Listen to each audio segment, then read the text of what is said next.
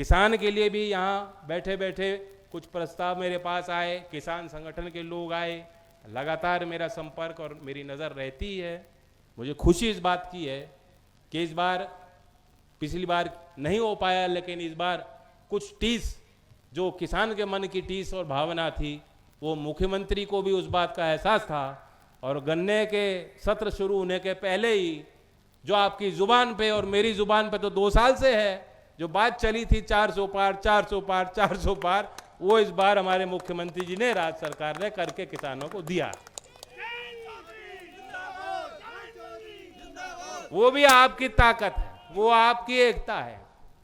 अब इसे अजगर कह लो, मजगर कह लो, आज के कार्यक्रम को जो उपाधि देना चाहो दो।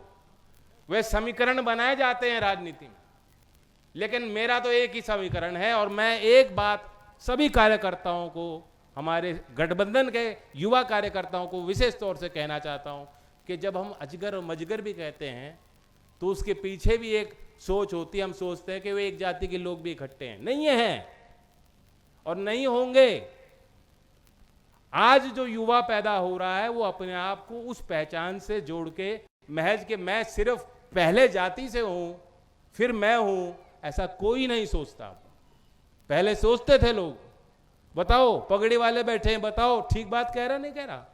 और चौधरी चरण सिंह तो जीवन पर्यंत उनकी यही कोशिश थी कि ये जो प्रथा है, ये जो कुरीतियां हैं, ये जो सोच है जो हमें उचित विकास से वंचित कर रही है, राष्ट्र की मुख्यधारा में गांव के लोगों को आने से रोकती है, महिलाओं को आने से रोकती है, हमें इस सोच के खिलाफ हमें लड़ाई लड़नी है।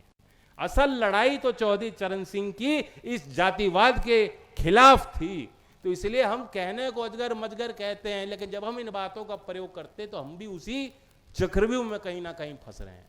आज आपको प्रत्येक व्यक्ति तक पहुंचना होगा, हर एक मतदाता को बताना होगा आपकी विजन क्या है, विचारधारा क्या है विकास के लिए, उसके लिए आप क्या करोगे, तब वो जाके मत करेगा।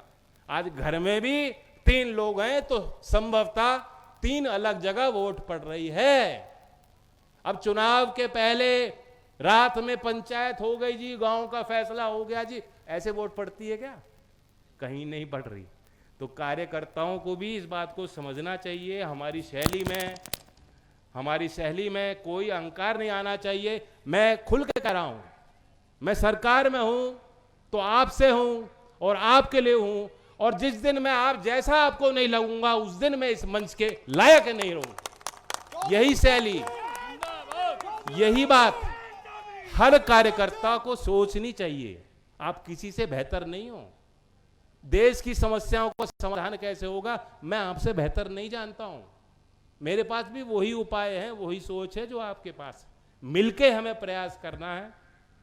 आज के कार्यक्रम में मेरी मंशा नहीं थी इतनी लंबी चौड़ी बात कहूं, लेकिन आज सुबह से मुझे बहुत अच्छा लगा। पूरा दिन हमारा खिलाड़ी के लिए समर्पित। मैं शुरुआत छपरौली में की, लगभग 82 लाख की लागत लगी है, और शायद नोएडा में मैंने वहाँ तो पूछा, मेरठ में वो बता नहीं पाए। क्या नोएडा में कोई, यहाँ कोई नौजवान बता देगा कोई सिंथेटिक ट्रैक दौड़ने के लिए, एथलेटिक सिंथेटिक ट्रैक कोई नोएडा में कहीं है? मैं सोच रहा था शायद कैलाश प्रकाश में बन चुका होगा, पता लगा वहां भी बन रहा है, निर्माणाधीन, वहां भी नहीं है। पश्चिमी उत्तर प्रदेश के किसी जिले में सिंथेटिक रनिंग ट्रैक बच्चों के लिए नहीं है, कहीं नहीं था। आज उसका उद्घाटन छपरौली में बागपत में मेरी निधि से निर्माण हुआ, वो करके आ रहा हूं। और यही नहीं, कई जिलों में इस प्रकार की जो है काम अब हो रहे हैं। अब वो गति पकड़ेंगे धीमे धीमे आने वाले वर्षों में। कई खिलाड़ी, मुझे उम्मीद है, यहाँ से पदक भी जीतेंगे। और सिर्फ पदक जीतने की बात नहीं, ये राष्ट्रीय शिक्षा नीति का पहलू है। हमें अगर स्वस्थ अच्छे नागरिक पैदा करने हैं, स्वस्थ समाज का निर्माण करना है। आप सोचो, जो बच्चे खेल रहे हैं उनके अंदर कोई नकारात्मक ख्याल नहीं आता। वो दिन भर अगर दौड़ के आ रहा है, पसीना बहा के आ रहा है, गिर के आ रहा है, चोट खा के आ रहा है, टीम में काम करके आ रहा है, हार के आ रहा है, जीत के आ रहा है, कोई भी काम करके आ रहा है, उन्हें कितना कुछ वो सीख के बच्चा आता है जब वो खेलता है। एक उसके अंदर डिसिप्लिन, अनुशासन की उसकी क्षमता बढ़ जाती है, सोचने की क्षमता बढ़ जाती है। वो यहाँ तक कि गणित भी सिखाना उसके लिए आसान हो जाता है जो बच्चे खेलते हैं। ये भी साइंटिफिक स्टडी है कि जो बच्चे अगर चेस खेल रहे हैं तो विज्ञान और गणित के सब्जेक्ट उनके लिए आसान हो जाते हैं, भाषाएं सिखानी उनके लिए आसान हो जाती हैं जो बच्चे खेल रहे हैं। तो खेल का प्रभाव चारों तरफ है, खेल के खिलाड़ी का प्रभाव चारों तरफ समाज में है। खिलाड़ी का सम्मान हो, खेल की प्रतिभा का सम्मान हो और ऐसे निर्माण हर गांव में संभव हो पाए, इसके लिए एक व्यापक नीति के बनाने की हमें जरूरत है। आज एक छोटी सी शुरुआत मैं मेरठ में भी करके आ रहा हूं, जहां स्पोर्ट एज मेरठ कार्यक्रम को विधिवत आज हमने उद्घाटन उसका किया और उसके पश्चात यहाँ नोएडा में आपके बीच में आया हूं। ये अभी तो हम आउटडोर बैठे हैं, मुझे उम्मीद है कि तेजी से निर्माण होगा और अगली बार इस प्रकार की बड़ी कोई कार्यक्रम और खेल का बड़ा कोई आयोजन होगा तो हम इंडोर हम लोग बैठेंगे, आनंद लेंगे, खिलाड़ियों के बीच रहेंगे। इन्हीं शब्दों के साथ धन्यवाद। जय हिंद, जय भारत।